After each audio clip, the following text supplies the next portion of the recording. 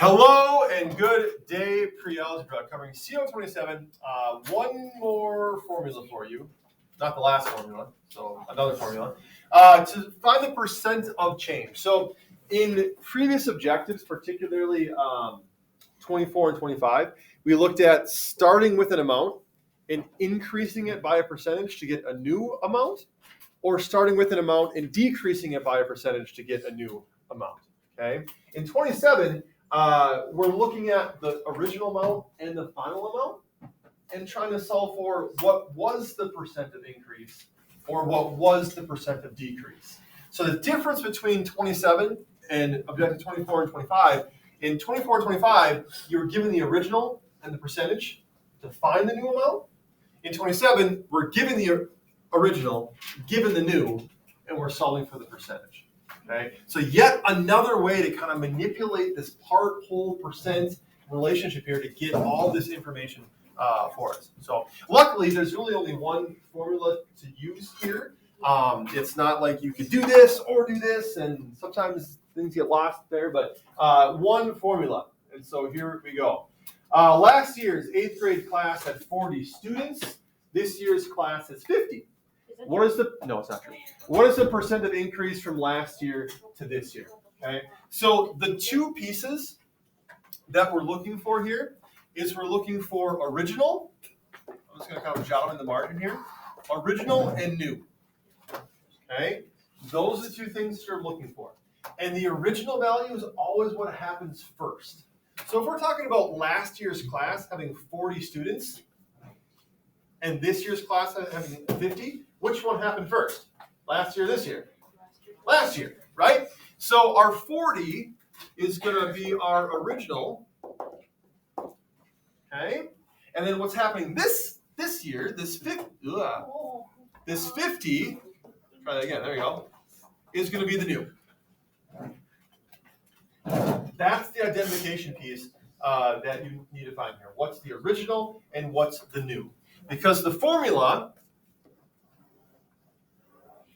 says we're going to take the difference between the values, the difference of our original and the difference of our new, and divide by what happened first. Divide by that original value.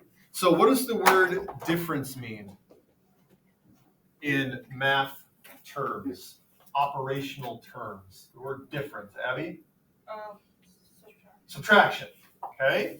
So we're going to take our difference of 50 and 40, and you can put the bigger number first, just to stay positive, right? It doesn't matter which one goes first here, so just put the larger one first, even though it's our new value, that's okay.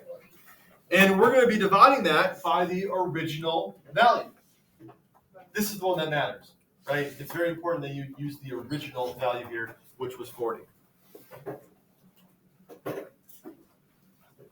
Now, what is 50 minus 40? 10. What is 10 divided by 40? And maybe you can mentally simplify that to be 1/4, which is fine. But then what percentage is that? Because ultimately that's what we want here, yeah? 25%. If you go to a calculator, you get 0.225 for this. You do need to convert that to a percentage, and so 25% would be your final answer. Okay? Let's look at the Snowfall example. Yes, Kate, a question? What if we have like an original and an equal, or like the same numbers? If they're both the same? If your original and your new are both the same, there is no increase, there is no decrease. So it'd be 0% increase, 0% decrease. There's no change there. Okay. Snowfall. The total snowfall in winter of last year was 47 inches. This year it was 28. What is the percent of decrease from last year to this year? Let's identify our original and our new. What happened first? What's the original value? Griffin? 47. The 47 happened first. Why? Because it was last year, right? This is our original. Which means the 28, what happened this year, what happened second, right? That is the new. And so now we go to our formula. We find the difference between the values. And like I said, it doesn't matter which number comes first. So just might as well put the larger one. just to keep yourself positive here. Okay. 47 minus 28. And what are we going to be dividing by? 47. 47. That original value. What happened first? So 47 minus 28 is 15. No. 21. No. 19. I told you, I'm just winning today. All around. 19 divided by 47. This one doesn't work out quite as pretty as the last one. So you want to round your decimal to the nearest hundredth. What do you get when you take 19 divided by 47? Lexi. 0.404255. 0.404, you said? Yeah. Okay, so rounding to the nearest hundredth, we would round that to be 0.40, right? Because that 4 would cause us to keep that the same. And so your answer would be 40%. Our question. Yes. We use a calculator on this. You may use a calculator on this objective. The only ones you will not be able to are the first 5, 19 through 23, the conversion ones, and then that percent of a whole. Right? Everything after that is calculator available. Good. Why on the students one it's 40 was on the denominator and on Snowfall is 47? Because it goes by what happened first. I don't have my green. What happened first? The original value, right? If there's an increase, then your original value is going to be the smaller one because you went up from original to new, right? If it's a decrease, your original value is going to be the larger one. That's why we don't say divide by the large number, divide by the smaller one. It's divide by the original, what happened first. Thus, why it's important to identify what the original and the new values are. Okay? All right, Mountain Dew this is actually true. In 1998, a 20-ounce bottle of Mountain Dew was 99 cents. Do you know how like when you buy stuff now, you can win free stuff, but it gives you like a code? You know? It used to be you twist off the cap and it said, you want another Mountain Dew. So you'd go to the fridge at the gas station, you get another one, and you go up and say, hey, I got a free one, and you just walk out the door. Now you got to do the online stuff. You got to register for stuff. It's so much simpler back in 1998. Simpler time. But anyway, in what, Jack? So on Tuesday, Vince bought me a Sprite, and I won 3 concerts for last year. Oh, so the Sprite was Let's expired? go. Yeah, expired. So He spent like 2 hours on his phone. All right. Annie. Needs to go. Is your hand up? No? Okay. So in 1998, a 20-ounce bottle of Mountain Dew was 99 cents. Folks. In 2021, a 20-ounce bottle of Mountain Dew is $1.89. What is the percent of increase in price? 10%. What is our original? What is our new? Carter. 99 cents. Is what? Original, right? It's what happened first. So that's what we're going to be dividing by. I'm only going to circle that one here just because that's the important one. That's what we're going to be dividing by in our formula because that's what happened first. So now we go to the formula and we're taking the difference between the values, put the larger number first just to keep things positive. So we have 1.89 minus 0.99. And we are dividing that by 0.99. Okay. The answer is 91. So our numerator is 0.90. And we divide that by 0.99. And you got what decimal? What decimal did you get? Just so I'm sure you're rounding. 0.909. Okay, so 0.909, Cade correctly rounded that to 0.91, which does give us 91%. Oh, hold on, getting a phone call. See who it is. Yellow. Yes. Yes. What are you having for lunch? You. Cold lunch. Cold lunch. Yep. Bye. Make sure I'm eating my. Apparently that was super important. Okay, so 91% is the answer here. Questions on that one? I heard someone say 10% as we were going through this. How did you get 10%? I was just randomly joking. Oh. I see. I was guessing. Okay. Try and do the last one on your own. The original price of an 8 gig iPhone back in 07 was $599. Today on the eBay, you can buy it for $30. What is the percent of decrease in price? I'll pause the video to give you a minute or so to work on it, and then we will reconvene. And we are back. So, Lexi, what was the original that you identified? What happened first? The original was $599. The original was $599. So our formula looks like the difference between those values, $599 minus 30. And because we identified that original as $599, that is what we are going to be dividing by. And what you ultimately come up with? You do $599 minus 30. Yes. $569. Mm-hmm. And then you divide that by $599, and you get 0.95 in like a weird decimal. Okay, and then the 0.95 what? Well, it was 0.94, and then it was like 9 or 8 or something. All right. So I rounded up to 0.95 is 95%. Excellent. Excellent. Cade, does your answer match? What? 95%? Yep. Abby, does your answer match? No? What did you get?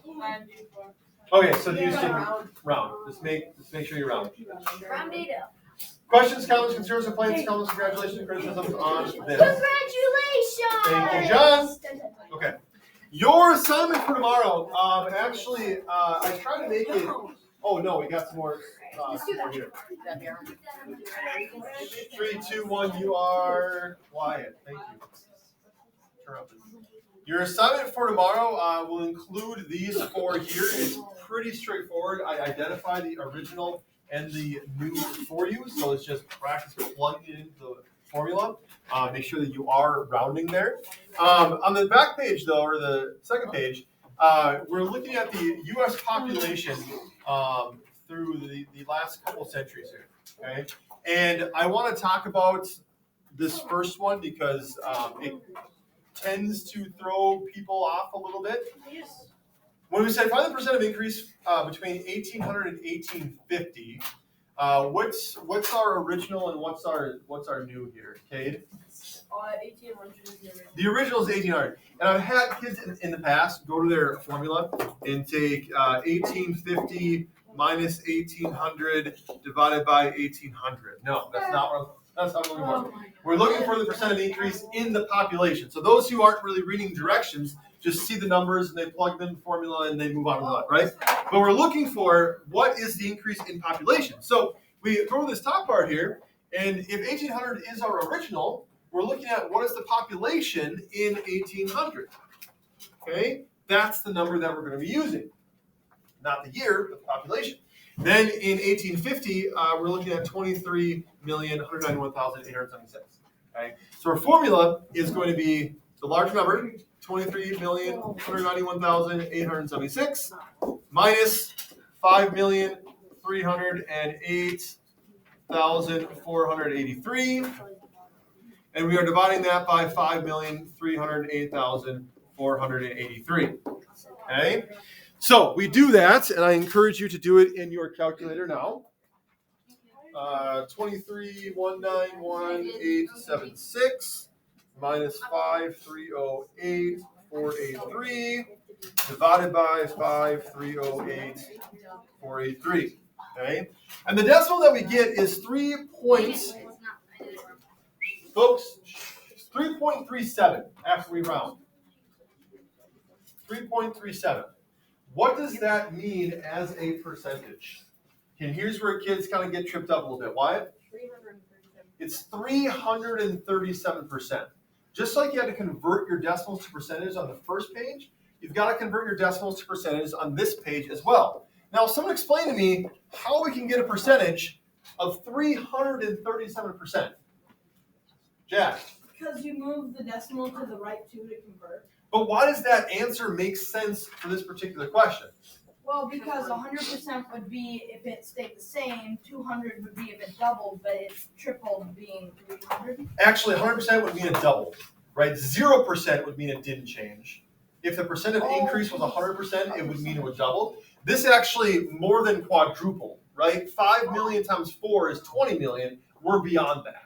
Okay, so but your mind isn't in the right place here. That this was such a large increase compared to the original. That's why we've got a percentage that's above 100%.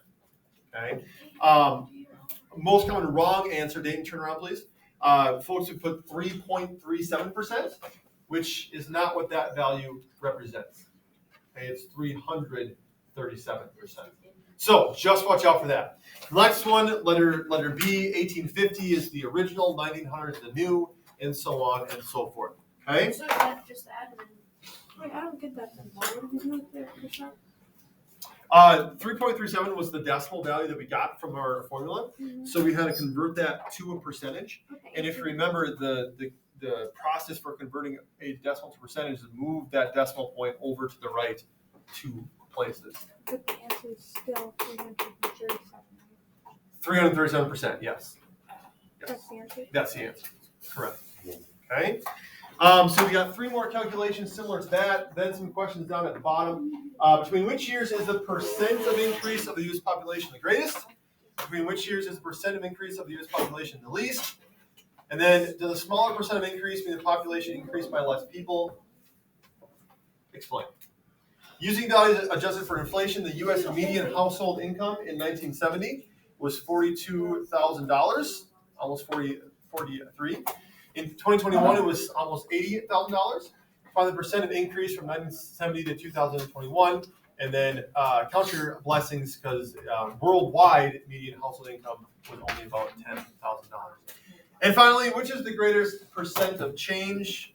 Decreasing 70 to 60 or increasing 60 to 70? Both are a difference of 10, going from 70 to 60 or 60 to 70, but which one is the greater percent of change? Right? Not just the greater amount, both are 10. What's the greater percent of change? Questions on what you are to do. All right. It's the whole thing. Homework actually for Mondays, since tomorrow is a retake day, so you've got some extra time to do it. No Khan Academy due tonight, but there will be some Khan Academy assigned tonight. You can work on it tomorrow if you don't have any retakes. Otherwise, your job is to get that practice work ready to go for tomorrow. Yes, Jeff? Why did you choose such great numbers? I didn't choose the population of in 1800. But That what was you not do my to, decision. why would you choose the population? I don't know. Trying to make it, relevant. Anything else? Nope. Thanks. Today. There is after-school math help today. I will be here until 3:30. Carter, The entire page. the entire page, and the rest of what we didn't do on the first page also. So basically, all of CO27 due on Monday. Because tomorrow's a retake day. Yes, John. Congratulations! Thank you, John. Shay, I'm stuck on number C and C. what's your question on that? Well, not numbers. Letters. Keep those thoughts in your own head. I did the calculation, but I got 0.97. Okay, so the decimal 0.97, what percent is that? There you go. Why? So we do everyone but the bottom 2? No, you do all of them. All of them? Yes. Yes, sir. Ding. We're not I'm gonna not gonna be here tomorrow. Sorry? I'm not gonna be here tomorrow. Okay. Well, have a great weekend then. You're not gonna be here tomorrow? Anything else?